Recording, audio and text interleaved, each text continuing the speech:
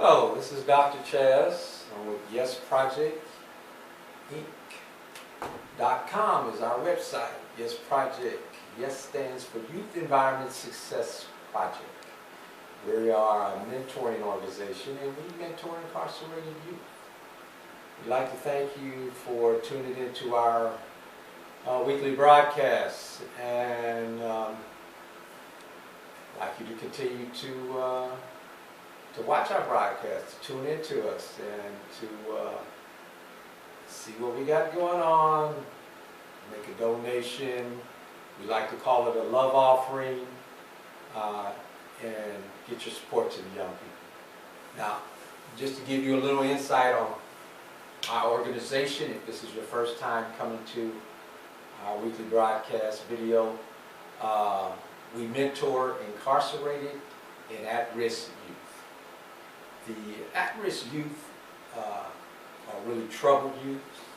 They're really youth that have gotten themselves involved in criminal activity, gang activity, gotten some kind of trouble, and we pretty much do our job in encouraging them to gear away from that type of lifestyle. We know where our world is today. We know where our youth are today. We know what's going on. We know how our world is becoming more and more corrupt in relationship to feeding our youth violence, sex, drugs, things of that nature. Those are things that are detrimental to us all at any age. But our youth are much more vulnerable because they are much more prone to listening to those that are their peers.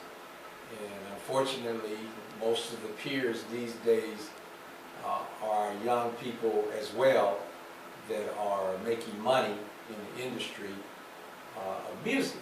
And music feeds us our soul for the most part.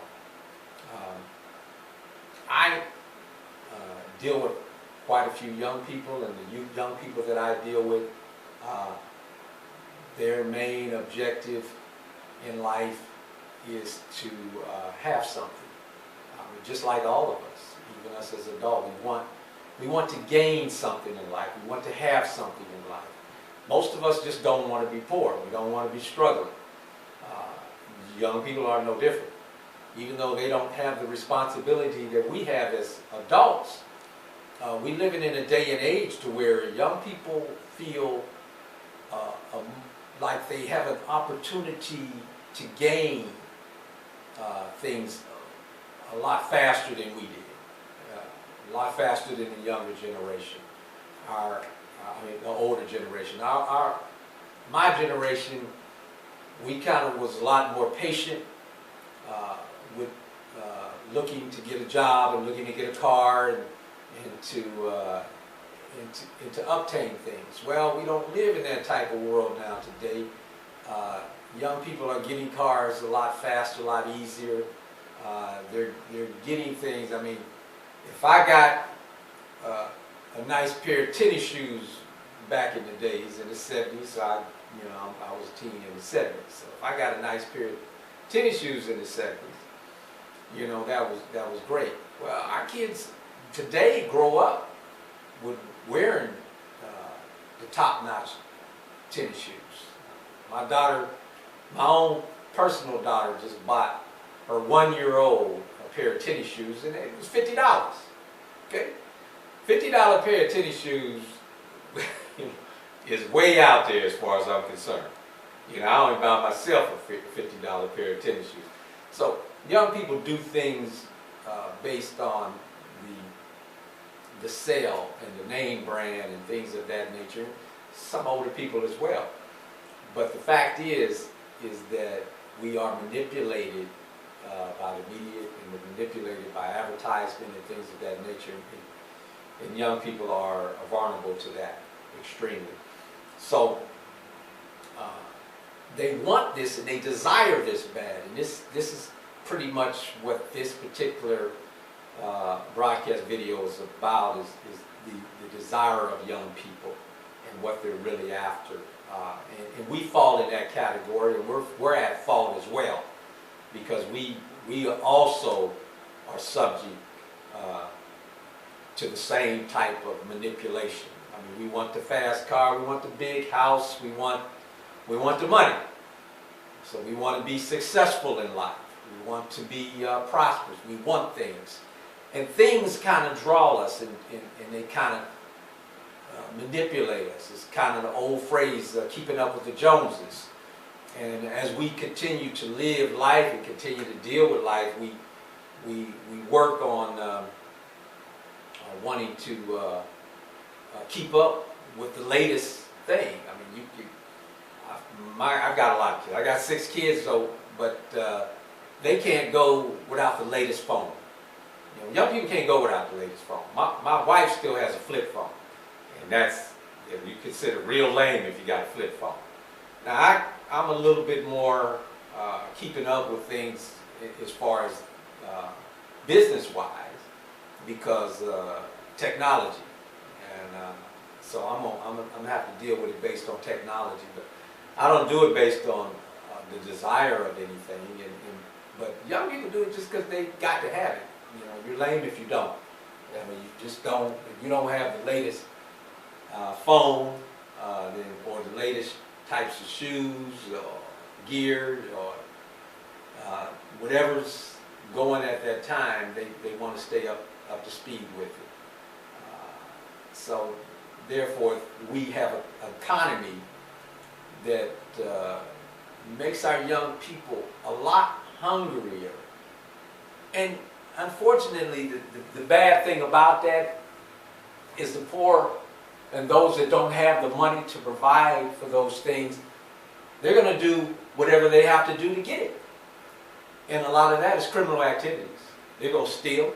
I mean, you got more people stealing than anything, and unfortunately, our young people are taking it to the level of robbery. They're taking it to the level of drugs, to sell drugs, to make money, and to rob to make money. And the real culprit is really the manipulation. That's the real culprit. And those are not the people committing the crime, but those are the people driving the same spirit into that atmosphere of feeling you need to have this. You must have this. You must obtain this. You can't even walk down the street unless you have a iPhone. You know, you can't even date a girl if you don't keep up with the right type of gear, as they put it, the right type of clothing, you know, the right type of car. So all these things have been going on for centuries, of course, but they have gotten a whole lot more popular, a whole lot more strong. So our youth are manipulated, and that's what this particular broadcast is about: is manipulation of the youth. And we need to find a way to educate them a lot more, to give them a little bit more insight, a little bit more understanding of what it's all about. They don't know who they are. They don't know their history. And I'm gonna phrase this to a lot of black young people, because most people in the prison, whether we like it or not, are black young men. And that's the majority. That's just the reality of it. People don't tend to want to address that issue, but that's a fact. I mean, we can turn the other way and act like it doesn't exist, but it is. And that's the suffering of young people. And these are people usually that are in poverty, and poverty that are broke and struggling. And once they get into that criminal activity, it becomes a part of them. And unfortunately, it's a lifestyle for those that are in the ghetto and those that are in a poverty-stricken area. It's a lifestyle. And the only way you're going to get it, for the most part, that they see, is to steal it, or to do some kind of other activities like selling drugs to get it. And that puts us in a very, very, very, very sorry state for helping our young people, because we are using the things that make money to manipulate them or to drive them in these areas. And we need to understand that we have to take some blame when it comes down to that. You got the rappers out there that feed a lot of the hardcore type lifestyle. They feel they got to be hard. They got to be, got to be a gangster, as they say. And a gangster means you got to be hard. You got to be, a no-nonsense type of person. That incorporates gang activities. That incorporates violence. That incorporates even death, killing. A lot of them kill for reputation. They kill for to gain position of power within gangs. And these things are very real and very serious, and these are things that we address. I grew up in that type of atmosphere, and I was able to escape it. I didn't escape it by anything else but the fact that I was just a pretty strong individual, and I grew up under some principles of God that I applied to my life, and of course I'm teaching them to apply it to their life. And the only way that any person, not just the youth, can succeed in this world is to apply the principles of God to your life. The principles of God is what makes this world run. And when I mean the principles, I mean lining yourself up with things that are beyond the nature of physical. And physical simply is the things that I just finished talking about, or just was talking about a little earlier. Clothing, housing, cameras, phones, things like that. These aren't even things that you really need, especially don't need the up-to-date stuff. You can, but we live in that type of world. I mean, when I grew up, we didn't have phones. A lot of people out there, you went to a pay phone if you had to make a phone call. But now cell phones have taken over. That's the industry now. That's where life is, and of course, a lot of these young people don't know what a life is like without having a cell phone. They don't even know they don't understand the principle of not having a cell phone, let alone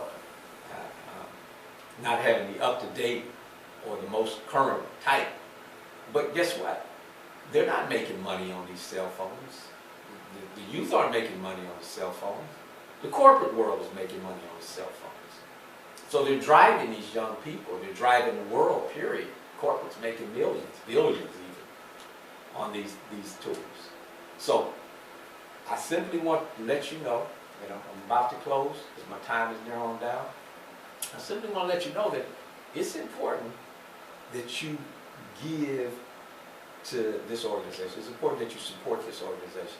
I want you to tune into our website. Our website is www.yesprojectinc.com, and you can find it. If you're not on the website, if you're not looking at it now, that's where you can find us. You find any information you want to know about us, what we're doing, and how you can get involved with any aspect of the organization, and how you can donate. Mostly, we need your donation. Okay? Thank you for tuning in. Tune into us next week, and you have a blessed, prosperous day.